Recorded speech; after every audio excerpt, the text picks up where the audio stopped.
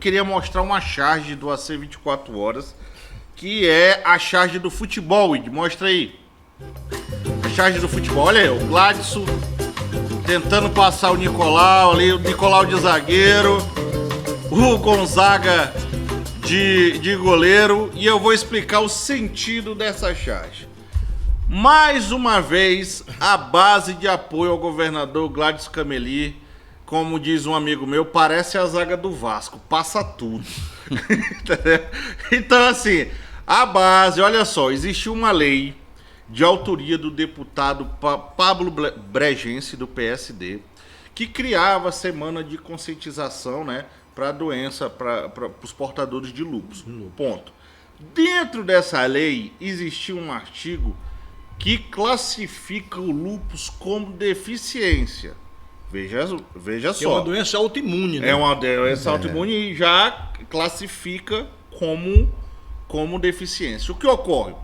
Essa lei foi aprovada na Assembleia na época e foi enviada para o governador sancionar. O governador vetou parcialmente, o governador não, cito a Maílza, né, que estava na cadeira no dia, vetou parcialmente a proposta sobre essa questão do inciso, de tornar ela deficiência. O restante da lei, a íntegra da lei estava válida.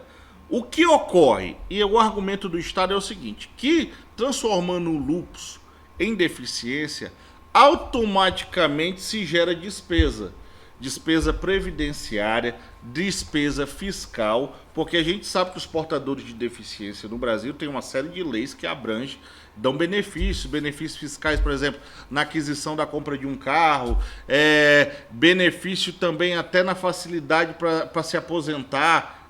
Quem tem esse problema pode ter o direito de se aposentar, abre a porteira para isso.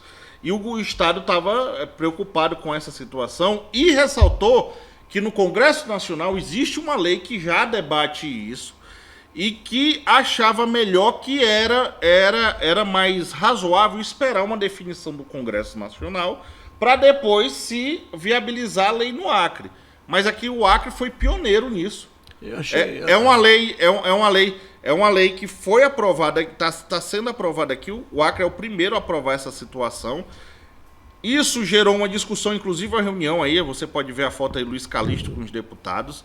Luiz Calixto falou para mim, olha, nós estamos vendo se conseguimos negociar aqui com a bancada de enviar um novo PL, pelo menos suspendendo esse trecho que transforma em deficiência, para ter validade assim que o Congresso Nacional definir algo.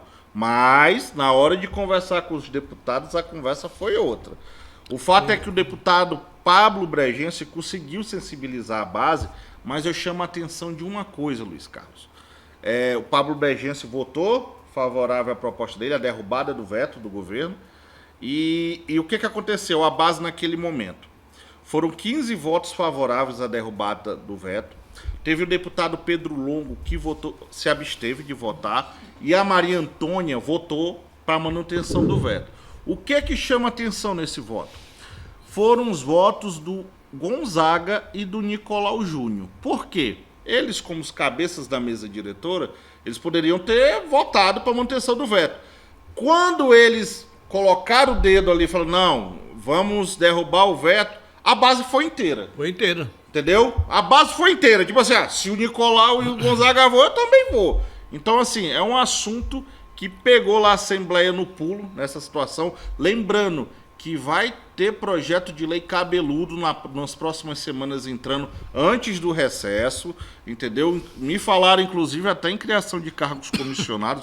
Olha a situação. Então, assim, são situações que a relação base e governo não está tão harmônica assim, Luiz. Mas é um argumento do governo. Não vai gastar agora quase 4 milhões de reais com ornamentação natalina, que também não sou nada contra. Exatamente. É um problema de se tornar uma doença autoimune, que não tem cura, né? Uma deficiência para você ter acesso a uma aposentadoria mais rápida, ou a esse ou aquele benefício. O argumento do governo foi completamente falho. O fato é que nem o governo, que eu perguntei isso para o Calixto lá na Assembleia, nem o governo sabe o tamanho do impacto disso ainda. Entendeu? Então fica Como é que sabendo. você é contra se você não sabe nem o tamanho do impacto? A questão é que eu vejo de uma maneira do seguinte: aconteceram as eleições municipais, isso aí já é esperado, é porque as pessoas não percebem, mas o que foi que houve?